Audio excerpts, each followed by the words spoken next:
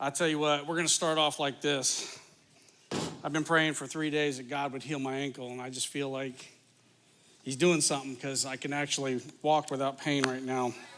20 minutes ago, I couldn't. So I do have to tell you, though, did Matt leave? Because he's going to have to watch this.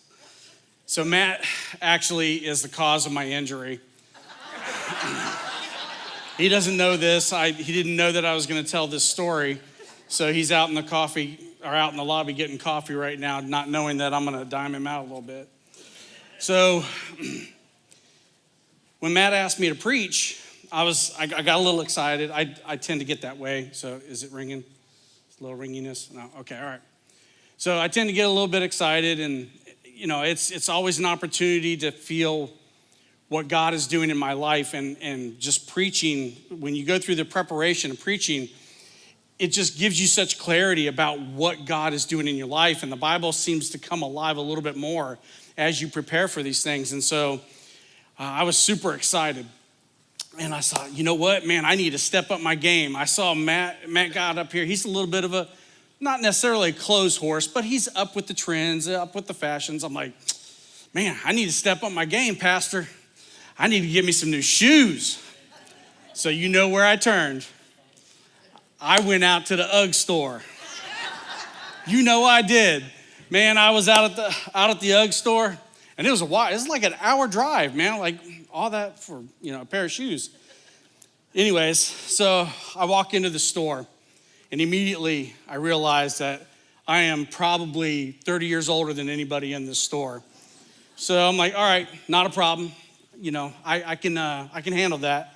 This is all for just, making sure that Matt feels a little bit supported.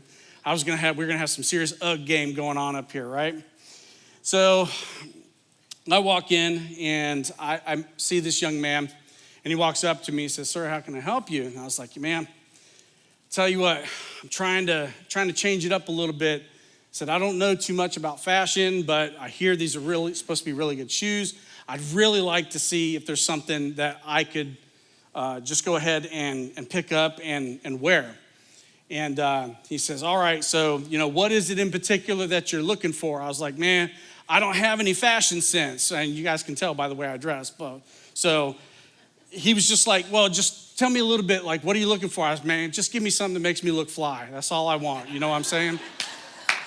And immediately I realized that was an 80s reference, and the kid had no idea what I was talking about. So after we got through the fly reference, we started going. He's like, "Is there any particular colors, anything like that?" And I was like, "Well, I like dark colors. That's kind of matches my sense of humor and things like that. So, we'll go with something like that." And he says, "Well, you know what?" I said, "I really don't have much of a fashion sense because I spent so many years in the military, and every day you wake up, they tell you what to dress. After your physical fitness training, they tell you what to wear during the day, right? And all that. So for 22 years, the Army told me how to dress. So I was like, just pick something." He's like, "Oh, how about these camouflage ones?" I was like, "What?" I was like, "All right." So he brings them out, man, I try them on, and they're like platform shoes. How many of you guys have seen platform shoes? Okay, so people who lived in the 70s know exactly what I'm talking about, right? So I'm like, all I hear is Sanford and Son going off in my head. That's where I'm at right now. And so, but I felt like I was 6'2", like I should be starting for a basketball team or something like that. But anyways, like I'm digging it. They got some good music on, so I'm like, yeah, man, I could deal with this. Yeah, woo! So I start doing a little dance, do a little floss, whoop, whoop, whoop, whoop, little running man, whoop, whoop. All right, so I can't do it now because what ended up happening is I snagged the bottom of the shoe on the carpet, and I twisted my ankle, and I rolled over right in the middle of the store, and I'm laying there. This is all because of Matt. All because of Matt.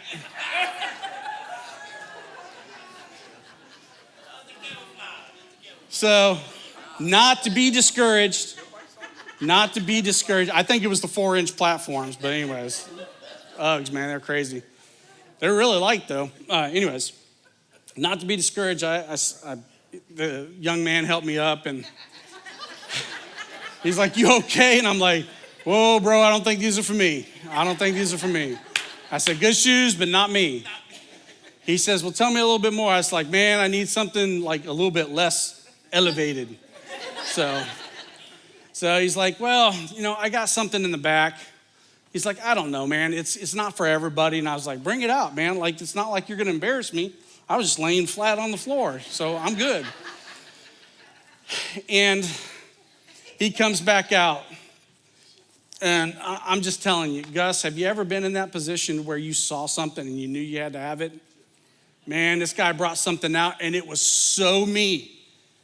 It was just, I didn't care if they even fit. Like, I said, sold, I'll take them. And so I brought these up here, and I wanted to show you all, this is my true fashion. I can't be the UGG pastor guy. I can't wear those things. I can't be that stylish guy. This is who you're getting today, and this is what we're talking about. He came out with clown shoes, and I was like, yes, sold. That's absolutely what I want. So I do have to tell you this. Okay, none of that actually even really happened, okay? I have arthritis in my feet, so. But I did order these online with the intent of bringing them out here to kind of just show. It's not about the shoes, money. It's not about the shoes. You know what I'm saying? So, Matt, these are for you. Hey, Gus, I'm gonna toss these to you.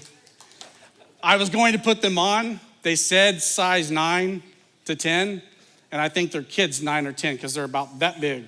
So, anyways, sorry. I just had to bring a little levity because it's about to get serious. Everybody ready? All right, turn with me, if you would, to Judges. Now, the good news is we actually are doing great on time, okay? Because I have 5 verses. 5 verses. Now, Matt told me, he said, you have 5 verses. That means you can take about 10 minutes per verse. All right? So I said, no, Matt, we can't do that to the people. We got to beat the Methodists to lunch, man. Let's go. Let's go. So if you don't know me, I'm sorry. Like, this is what you get, all right? It is a little crazy, but I was a little shocked when he passed out the assignment. And he said, it's 5 verses. And I'm like, I don't know if that's going to work. And then I got into the 5 verses, and I was like, whoa, that was way too much. I have 5 pages of notes. And so what I want to do today is I want to run you through what a different judge looks like. We've been experiencing different judges in our previous chapters where they're coming out and they have to go out and conquer and destroy. But God's going to bring something to us today in chapter 10, verses 1 through 5, and it's going to be a little bit more of healing as opposed to destruction. And how many of us in our lives could just absolutely say, you can raise your hand if you want, I'm not that kind of guy, but you would say that I do need healing in my life. You know, it's not just about destroying these things, these idols that I built up in my life, but now what do I do? How do I get that healing? So let's talk about that today. So I do apologize. I am in a little bit of pain. So if I skip around a little bit, I am going to try to use my notes quite a bit. And I can't pronounce some of these names, so. All right, chapter 10, verses 1 through 5. It says, after Abimelech, Tola, son of Puah, son of Dodo, became judge and began to deliver Israel. He was from Issachar and lived in Shamir in the hill country of Ephraim.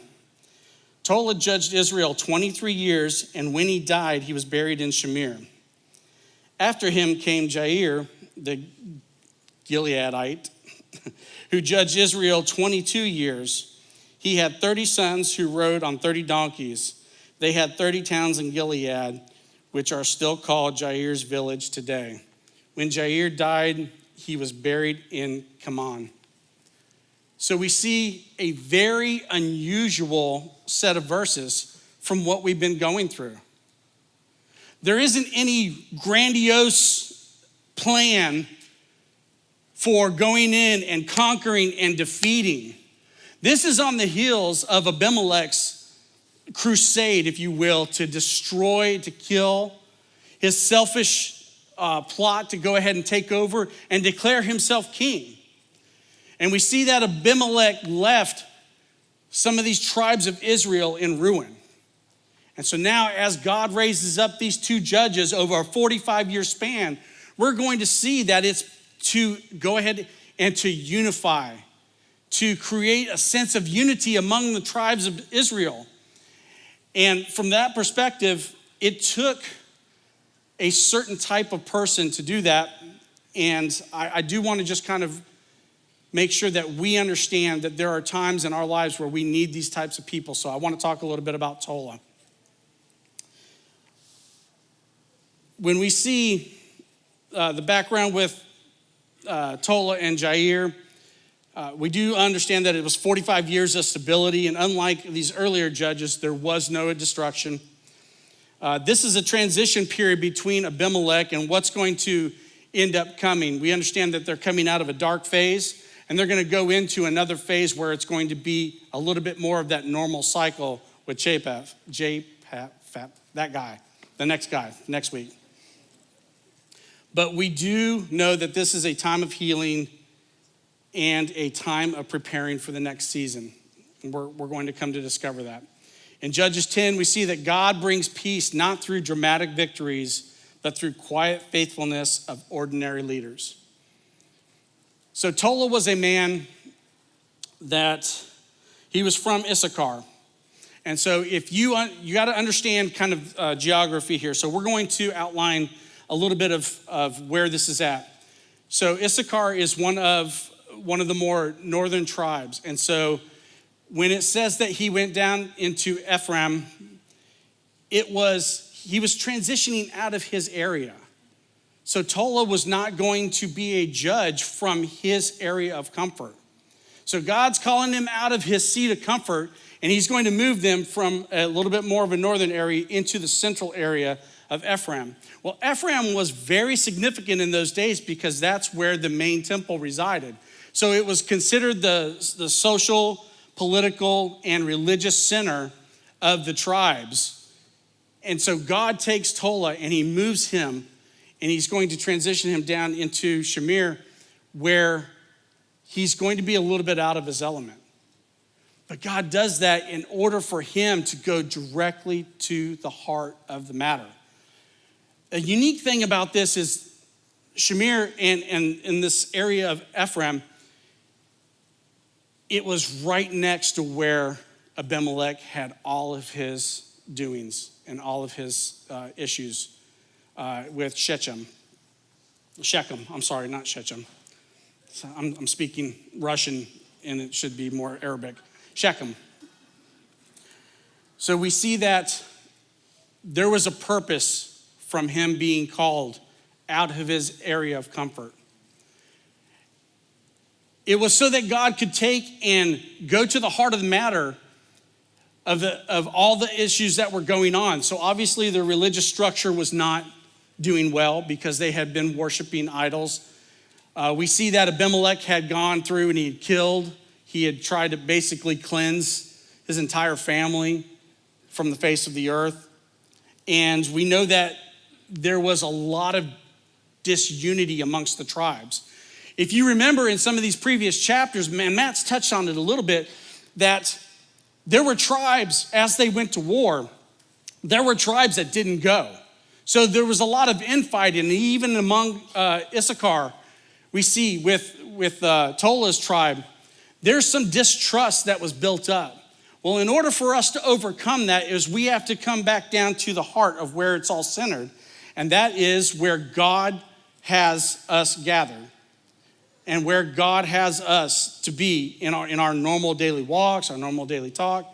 So we have to come back to where God intends us to be. And Tola transitioned out of out of his area of comfort. And so I think in our lives, we have to understand that God is not always going to call us to work in an area that is most comfortable to us. How many of you would say, you know what, there are areas in the church I'm absolutely comfortable serving in. There are areas that I'm comfortable, so thank you. Now I see what Matt means by the 3 people. So 3 people raise their hand. All right. Is it the same 3 people? I wish I knew. So we should just hold the paddle up, right?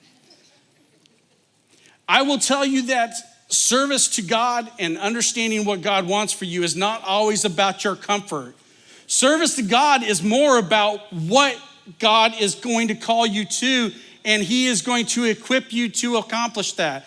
Matt said last week, the best ability is availability. That's really all that God wants from you in this scenario. So we have to ask ourselves, is there an area that God is calling me to that I'm uncomfortable with? Well, we see that Tola was called out of an area where he was secure. He had a good life.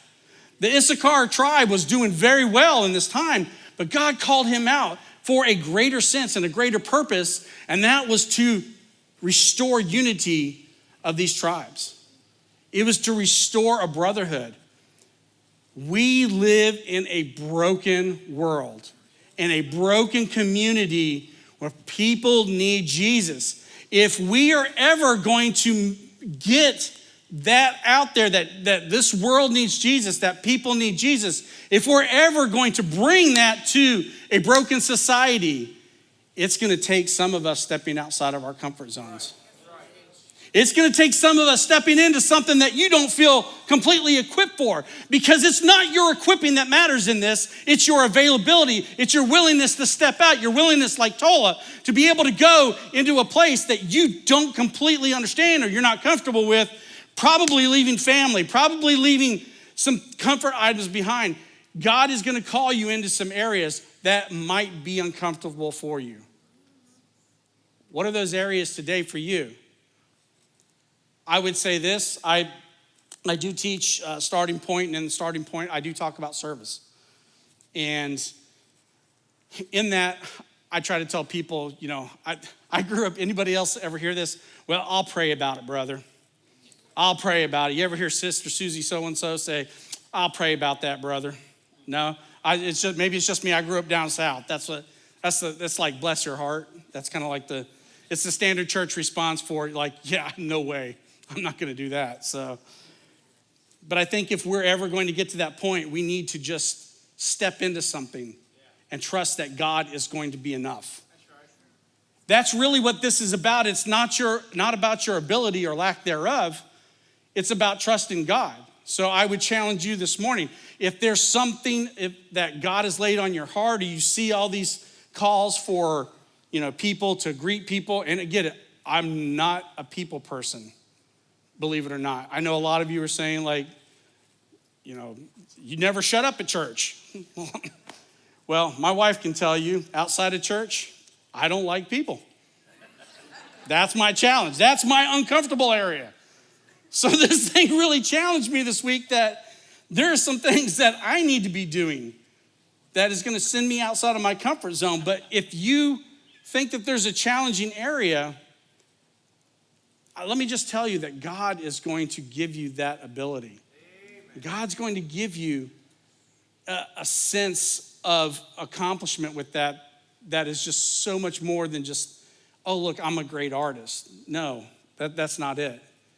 I can't even paint by number. But if I'm able to do this through God's plan and through his ability, it makes him that much more special to me that he knows that he's going to provide for me.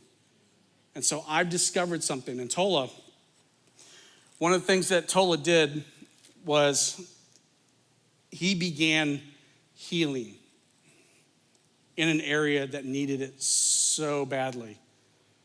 So how are we going to step out of our comfort zones and step into some sort of service or some sort of task that God has given you to begin healing in this community, to begin healing in this church? There are people who come here who have to serve in ministries because there's a lack of workers, but they need to be in service. They need to be under under the pastor's preaching. They need to be under, that teaching. So I would say this, many hands make light work, but also say this: God's calling some of you to do something, and some of you are resisting. You know how I know that? Because I do it. God's called me to things in my life that I haven't done. And God's put me into situations in my life where he had to make me realize it wasn't about me. It was about his glory. It was about the end goal, that you are part of a bigger plan. Just like it says, the body is made up of many members. Each of us has a different purpose in life. And if we don't step forward and do those plans, that the body doesn't function properly. And so today, Tola is stepping into this area, and he's going to help the nation of Israel begin this healing journey for 23 years. And that's a long time. And he didn't experience any of the bloodshed during his reign. But the one thing that he did was he unified certain tribes of Israel. Now, one of the things geographically, what we're going to look at is, so you have the Jordan River, basically kind of just dissects the entire thing. So with the Dead Sea on one end and the Sea of Galilee on the other, it dissects the entire thing. And we know that there are tribes to the west of it and there are tribes to the east of it. So we see here that Tola's leadership is primarily unifying some of the northern and central tribes. Now, I'm sure that there's some aspect of healing and unifying for the eastern tribes as well, but he's primarily going to do this west of the Jordan River. And from that perspective, I think that it's really interesting how God grouped these two judges together and how he selected them, because we're going to see that Jair was actually east of the Jordan River. I say that to say this: you're not going to heal an entire community by yourself.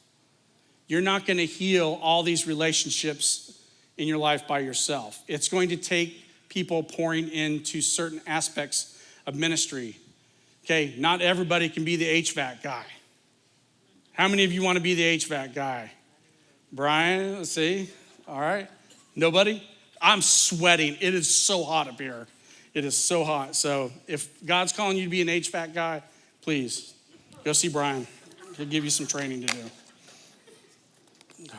Sorry. That's a little side note because it is really hot up here. And I'm sure my blood pressure is like 180 over 100 right now.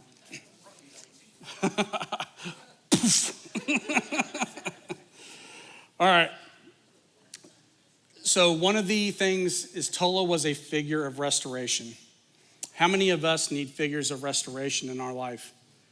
How many of us have had people pour into our lives that mattered for us 5, 10, 15 years down the road? I can think of a man, his name was Tim Patrick. And Pastor Tim was my very first, what I would consider pastor. My first pastor, I won't name his name because I'll probably get cans of corn thrown at me, but he was just a very weird pastor.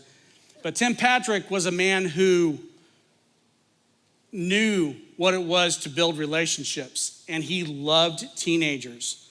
And so I was 15 or so years old. I wasn't going to church regularly. I was off and on. We were playing basketball at the church. There were about 5 of us, I think. 5 teenage boys, and this old man comes down. And I'd legitimately tell you, if he was 5'2", that was on a good day with Uggs on. You know what I'm saying? He was just this short little guy, just very friendly though.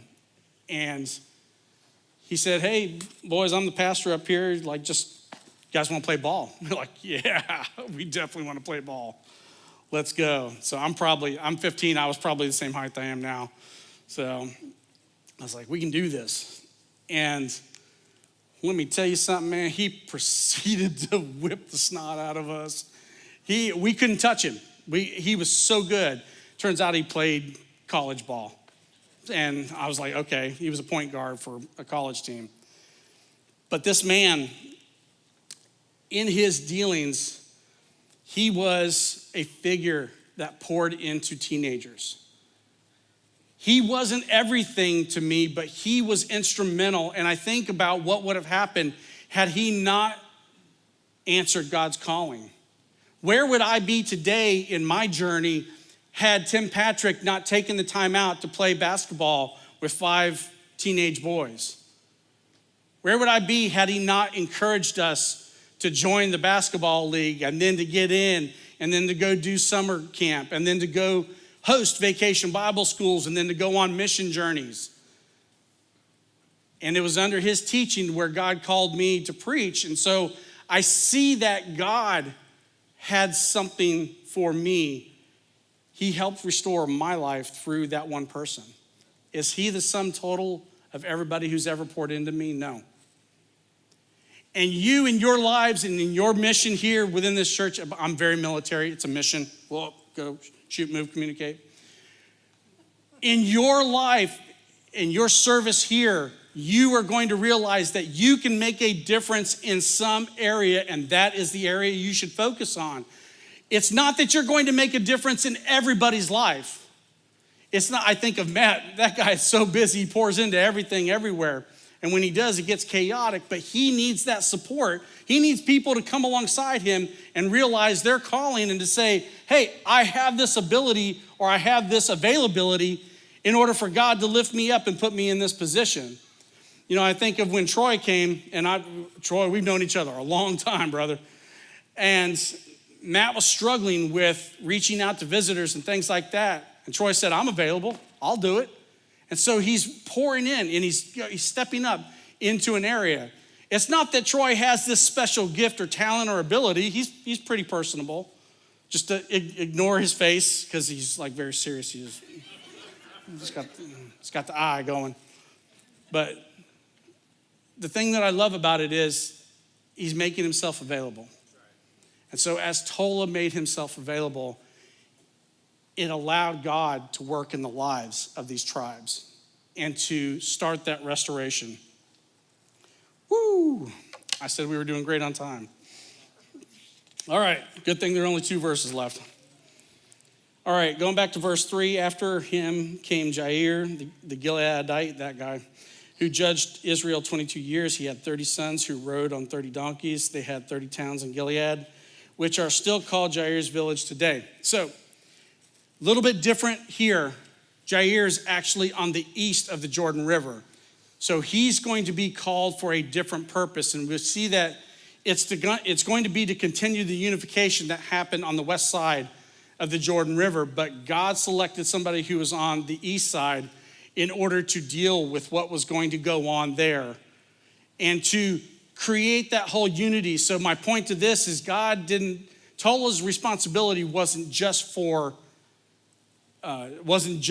every single tribe of Israel, but God used Jair to bring that unity back from the east and the west. And so that goes into my point.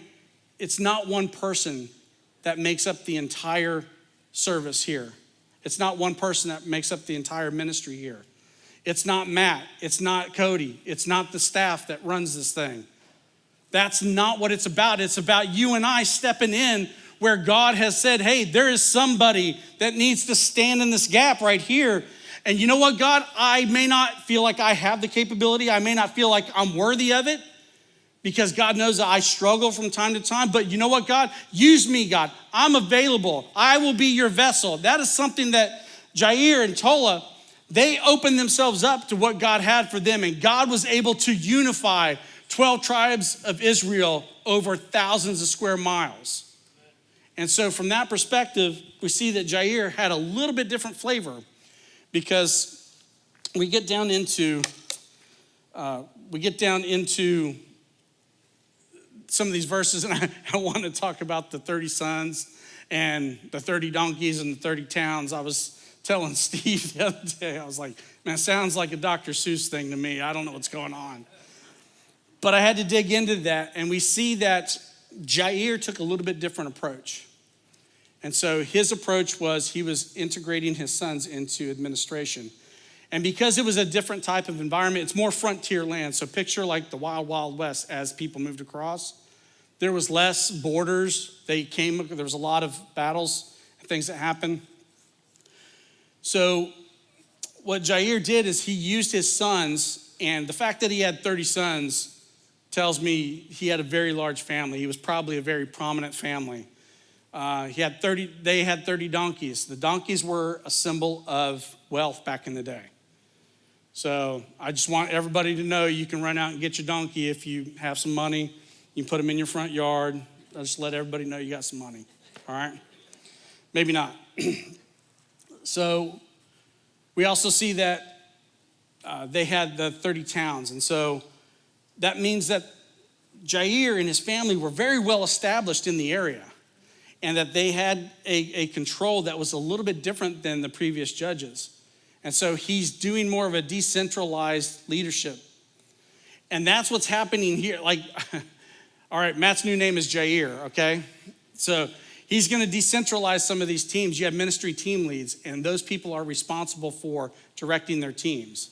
And that's how I kind of equated this, is that there may be times where we're called to lead a ministry, or we're called to serve under somebody other than the pastor. And you know what? That's absolutely okay, and that's wonderful.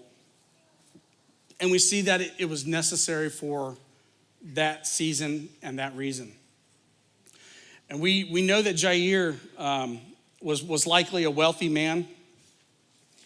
And we know that his sons were faithful.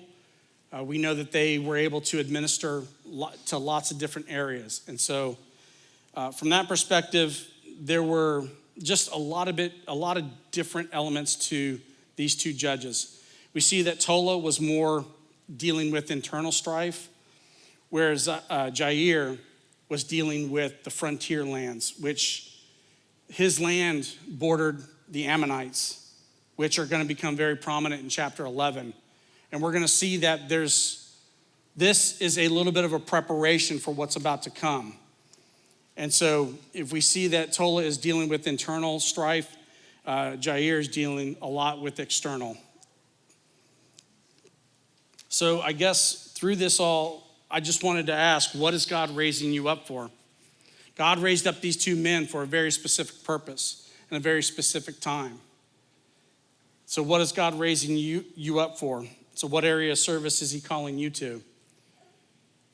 I think we can all agree that there's no shortage of opportunity, but is there a shortage of people willing to set aside self and say, you know what, I'll serve? You know what, it might be a little bit inconvenient, and I may not even feel like it's what I'm really particularly good at. But how many of us are avoiding God's calling because it's something that we're not comfortable with? Or perhaps you fall into the boat that you struggle with consistency. You know, we see that to rule for 45 years, these two men had to have consistency in their life and consistency in how they dealt with people. So how do we deal with consistency issues? We develop healthier spiritual habits. We dedicate more time to Bible reading, more consistent prayer, or we support one another and we have accountability partners. You can ask others, you know, how have you done it? How have you stayed so consistent? You know, how many of you have been in church longer than 40 years? All right? I'm not saying these are the people you need to go ask. All I'm saying is this: it's possible. And we need to develop these habits and be consistent. So have we placed our own desires above what God has chosen for us, or are we running away from God's calling? All right, let's wrap this up knowing what do we know? One, God provides faithful leaders in times of instability. How many of us have ever been through a difficult time? You've lost either a loved one, or your marriage has been rocky, or your relationship with your kids is horrible. All right, every parent's hand probably should have been up at that point. Like, no. God raises up people for that very particular reason. There are those that we can reach out to and learn from. So whether it's, a Tola or a Jair, we see that God has a specific plan for individuals. And as we fill those roles and as we step into those roles, God's going to use those. You never know what kind of support or what kind of encouragement you can provide to somebody until you start filling God's role that he has for you. But we know that God provides faithful leaders in times of instability. We also know that God works both in the well-known and the lesser-known. I couldn't tell you who Tola and Jair were before I started studying this, but I can tell you who Gideon was. I can tell you who Samson was. And it just amazes me that it doesn't matter whether or not we're a Gideon, a Samson, or whether we're a Tola or Jair. God uses them effectively as they step into their role. And if we're willing to step into that, we know that God is able to use that more effectively for his purpose. And then the last thing for knowing, God's plan stretches across all his people in every place. While Tola judged Ephraim and Jair was in Gilead, which is east of the Jordan, God, showing God's care extended across multiple regions, God does the same thing to us today. It doesn't matter about where we come from. It doesn't matter about our upbringing. It doesn't matter about our current status of X, Y, or Z. God extends his love and his grace to all people in every place. And I think about what God ended up doing. If we look at these points about what do we know, that God extended his grace across the entire world. Because the Bible tells us that for God so loved the world that he gave his only begotten son, that whosoever believeth in him should not perish, but have everlasting life. If that doesn't tell you that God extends his grace and God extends his love over everybody into every place, then nothing will, because it's absolutely the truth. So we see that God provides faithful leaders in times of instability. God works both in the well-known and lesser-known, and God's plan stretches across all his people in every place. Serving, what do we do? Whoop, whoop. All right. We serve by stepping in where God calls. Okay. You want me to beat the dead horse a little bit more? No. There are so many different things to do here. Find something, step into it. We serve with faithfulness over the long haul. This is something that is probably a little bit more difficult. As you go in your Christian walk, the longer you've been in this, the more you realize that it's really the small things that are going to turn you left and right.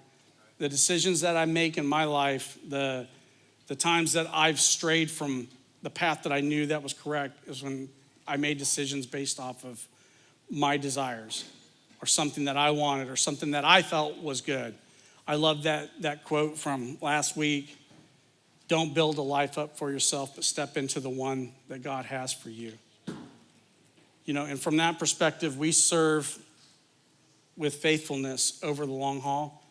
It's a long journey. Just be faithful. Show up. Every time these doors are open, I'm not saying that there aren't things that are going to call you away, but what's keeping you from serving? What's keeping you from those things that we've set up in order for you to experience God in a more real way? We need to make sure that we understand that true service and true experience, a true relationship with God is not a one-time act, but a lifetime commitment. So what are we committed to?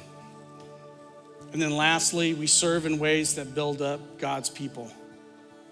If you look to your left and you look to your right, I will tell you this should be the reason why we serve others.